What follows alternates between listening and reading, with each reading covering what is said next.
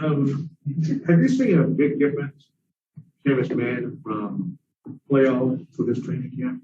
How much he's improved, confidence he has? Yeah, I have. Actually, I started in the pickup games back at the facility. Just playing with so much more confidence. You know, he carries himself like he's a vet. You know, only his third year, but the performance he had in the playoffs, the chance he had to grow and get better, and what he did in that game 6 against Utah, you know, was phenomenal. But when he's on the floor now, it's just like the game has slowed down for him. He understands and pick and chooses his spots, and he's really grown as a player. Can you see his role increasing more for you guys this season? Yeah, I mean, I think it has to. You know, I think everyone's role has to increase with Kawhi being out. So he's ready to take that step, I think. Just watch them play the last few weeks and the maturity that he brings to the table, the hard work he brings to the table, how he's improved his shot, you know. So he's been putting the work in, and it's paid off. So he's got to let him continue to keep developing. All right, what is the next step for him that you want to see? I don't know. I really don't. You know, I think he's improved his shooting. He's improved attacking the basket, getting to the rim. He's improved his rebounding. So, I mean, I don't know what the next step is, you know, to be honest. But when he's on the floor, he makes things happen, and we understand that. So I think the biggest thing for me, I think defensively, is just continue to keep getting better. If I had to pick one thing, would be able to guard the point guards, and then also be able to guard bigger players. If he had to switch onto a 4, be able to guard those guys as well. So if it's one thing I had to pick, I would probably just say defensively. That's kind of a compliment to him that you don't know what the next step is because it's versatility, right? Right. And you also, the unknown is you don't know what he can do with no playing time, right? Right. I mean, because when I first got here, he was a point guard.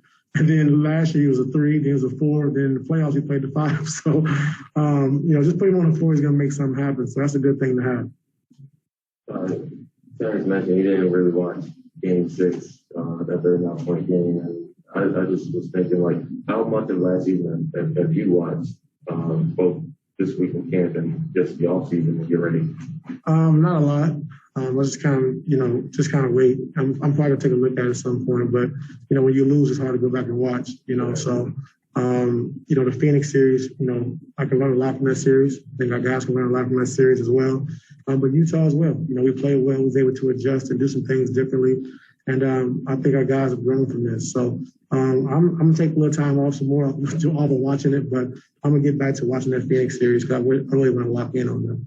What's the value of watching past games at all? Just seeing what we could have done better, seeing what we did, you know, what we did well, and continue to keep building off that. And some things that we can do different going into this season. And, you know, just every game, every week, you know, every 2 weeks, every month, just continue to keep getting better. And I think that you can learn from the Phoenix series and also the Utah series as well. When you're a head coach, did you watch your games back? All the time. Yeah, all the time. Yeah, not that much, BT. But yeah, I did. I always wanted to be one step ahead and just try to make sure I could improve any way I could. And, you know, when I played for the Lakers, you know, it's hard to get on the floor. You know, we had a lot of great players and a lot of veteran players and fielding like small guards. So a lot of things were going against me. But I did get my opportunity, you know, in that playoffs and in the finals against, you know, Philly. So just keep working. I think Phil saw the hard work that I put in and me just studying the game and me studying Allen Iverson and things I did, you know, that nature. And I just continue to keep getting better. And so I did that. You had a 39-point game in the playoffs. Did you watch that game back? I pretty much watched the things I need to do better. I didn't really watch the things I did good because, you know, I want to just keep improving, like I said, and make sure I'm getting better and make sure I can clean up the mistakes that I'm making. What have you seen from Brandon Boston? We talked to him yesterday, and he had like a supreme confidence.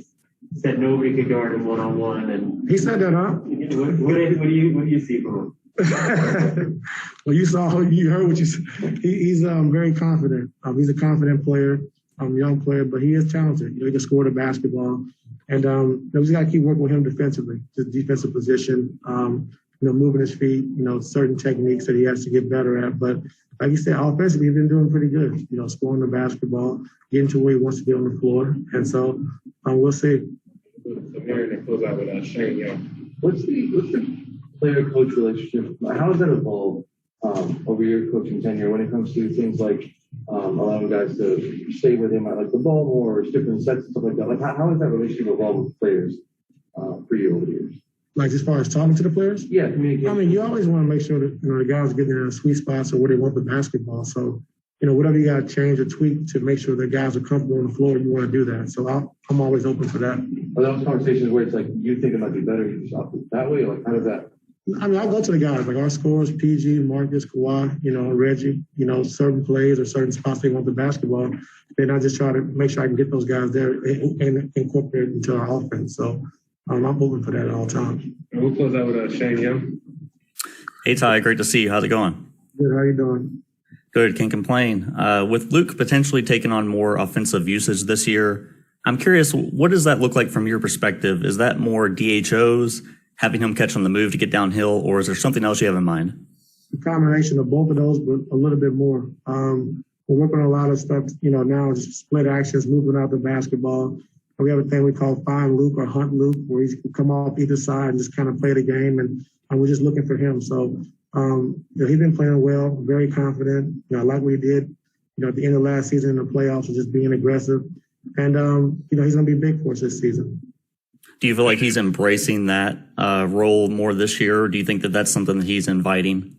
Yeah, I think so. Yesterday he passed an open shot, and I took him out of scrimmage. So he understands what he's out there to do. He's not out there to guard anymore. He's out there to shoot the basketball, and we got to make sure we're looking for him too when he's open. Appreciate it. Yeah. Are you golfing? Am I what? I'm going. I'm not golfing.